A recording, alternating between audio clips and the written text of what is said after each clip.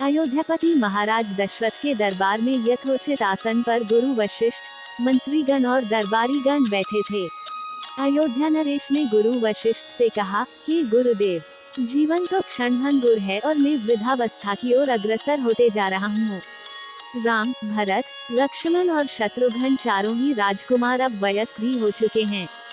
मेरी इच्छा है कि इस शरीर को त्यागने के पहले राजकुमारों का विवाह देख लूं।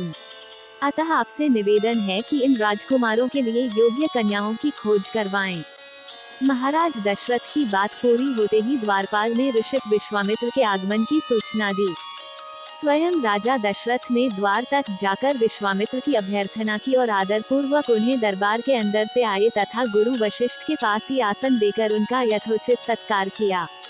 कुशल क्षेम पूछने के पश्चात राजा दशरथ ने विनम्र वाणी में ऋषि विश्वामित्र से कहा, हे मुनिश्रेष्ठ, आपके दर्शन से मैं कृतार्थ हुआ तथा आपके चरणों की पवित्र धूलि से यह राजदरबार और संपूर्ण अयोध्यापुरी धन्य हो गई।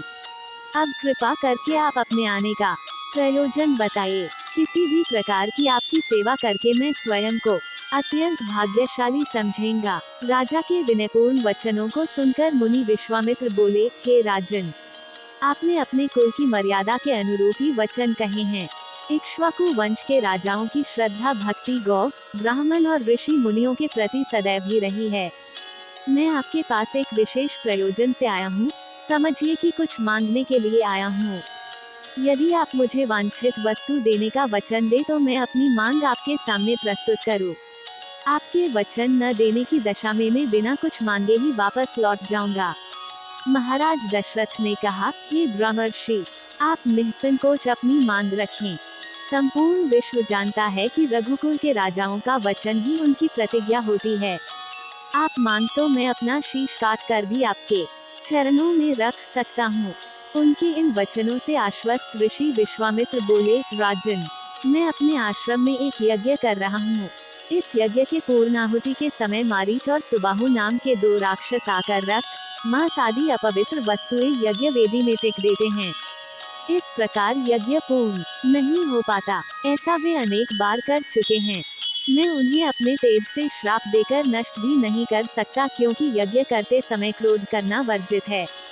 मैं जानता हूँ कि आप मर्यादा का पालन करने वाले ऋषि मुनियों के हितैषी एवं प्रजावत्सल राजा हैं।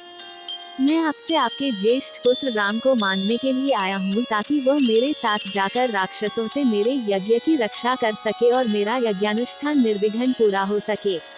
मुझे पता है कि राम आसानी के साथ उन दोनों का संहार कर सकते हैं।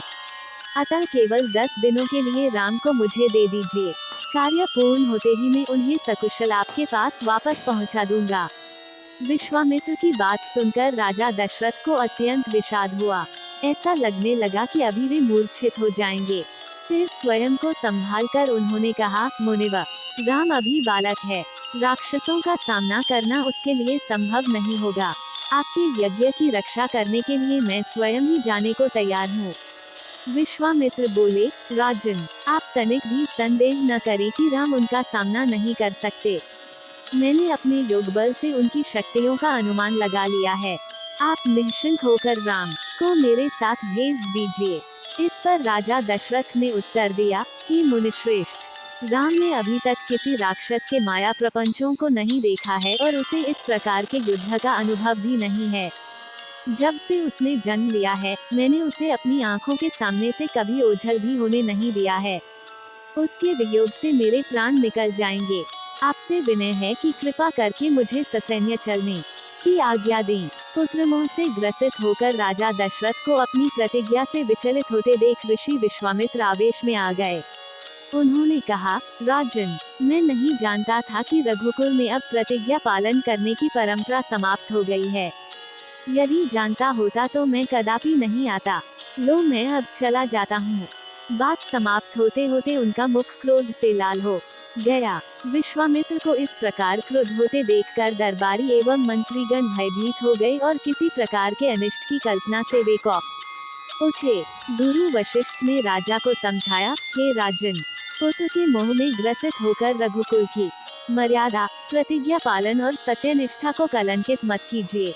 मैं आपको परामर्श देता हूँ कि आप राम के बालक होने की बात को भूलकर एवं निश्चिंत होकर राम को मुनिराज के साथ भेज दीजिए।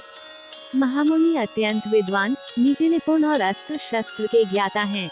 मुनिवर के साथ जाने से राम का किसी प्रकार से भी अहित नहीं हो सकता, उल्टे वे इनके साथ रहकर शस्त्र और शास्त्र विद्याओं में अत्यधिक निपुण हो जाएंगे तथा उनका कल्याण ही होगा।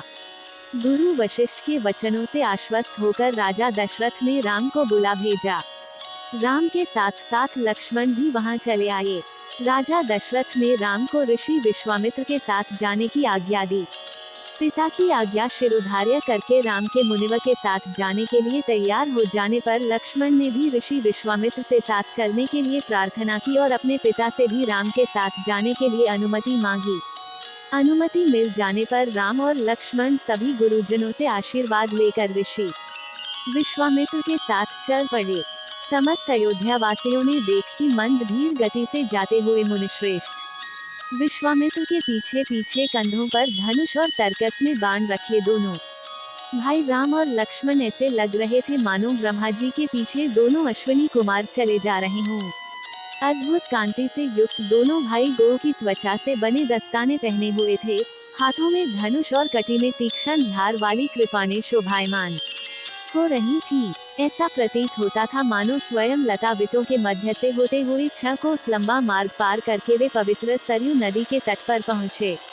मुनि विश्वामित्र ने स्नेहयुक्त मधुर वाणी में शौर्य ही शरीर धारण करके चले जा रहे हों कहा, हे वत्स, अब तुम लोग सरयू के पवित्र जल से आचमन स्नानादि करके अपनी थकान दूर कर लो, फिर मैं तुम्हें प्रशिक्षण दूंगा।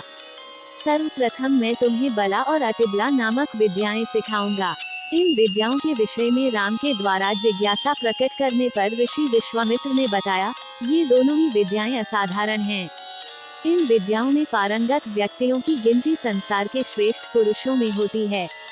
विद्वानों ने इन्हें समस्त विद्याओं की जननी बताया है। इन विद्याओं को प्राप्त करके तुम भूख और प्यास पर विजय पा जाओगे। इन तेजों में विद्याओं की सृष्टि स्वयं ब्रह्मा जी ने की है। इन विद्याओं को पाने का अधिकारी समझकर मैं तुम्हें इन्हें प्रदान कर रहा हूँ। राम और लक्ष्मण के स्नानादि से निवृत्त होने के पश्चात विश्वामित्र जी ने उन्हें इन विद्याओं की दीक्षा दी। इन विद्याओं के प्राप्त हो जाने पर उनके मुखमंडल पर अद्भुत कांति आ गई। तीनों ने सरयू तट पर ही विश्राम किया। गुरु की सेवा करने के पश्चात दोनों भाई तृण शैयाओं पर सो गए।